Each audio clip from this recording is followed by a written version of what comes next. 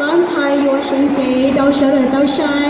满背后我高梦万彩。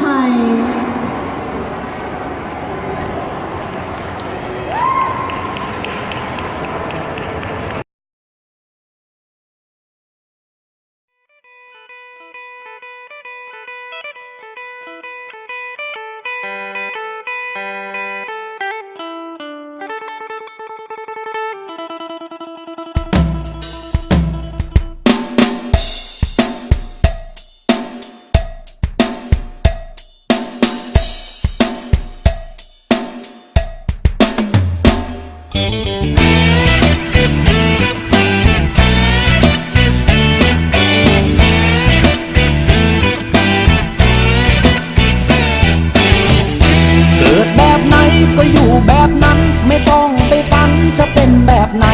เกิดมาแล้วก็อยู่กันไปถ้าหากพอใจมันก็สุขเพียงพอ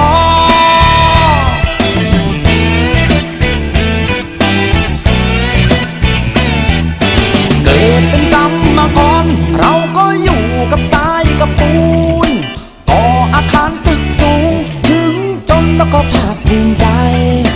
เกิดมาเป็นชาวนาเราก็อยู่กับนากับควายเสร็จจากการหว่านไถ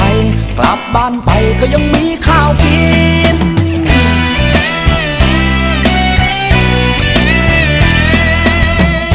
เกิดแบบไหนก็อยู่แบบนั้นไม่ต้องไปฝันจะเป็นแบบไหนเกิดมาแล้วก็อยู่กันไปถ้าหากพอใจมันก็สุขเพียงพอ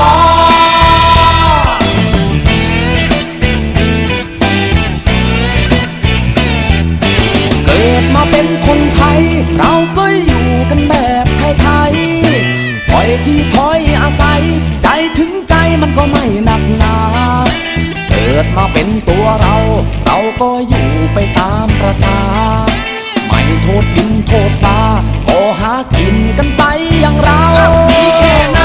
กินแค่นั้นมีเท่าไหนก็ใช้เท่านั้นจะเป็นอย่างเขาจะเป็นอย่างใคร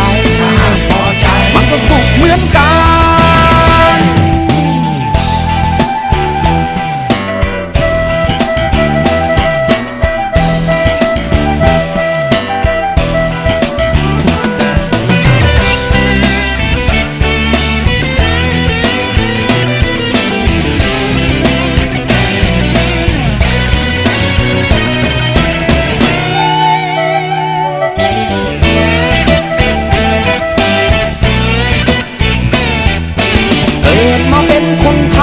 เราก็อยู่กันแบบไทย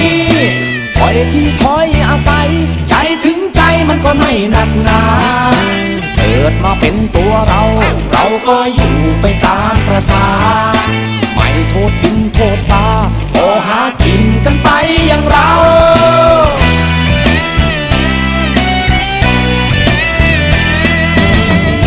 เกิดแบบไหนก็อยู่แบบนั้นไม่ต้องไปฝันจะเป็นแบบไหนเกิดมาแล้วก็อยู่กันไปถ้าหากพอใจมันก็สุขเพียงพอ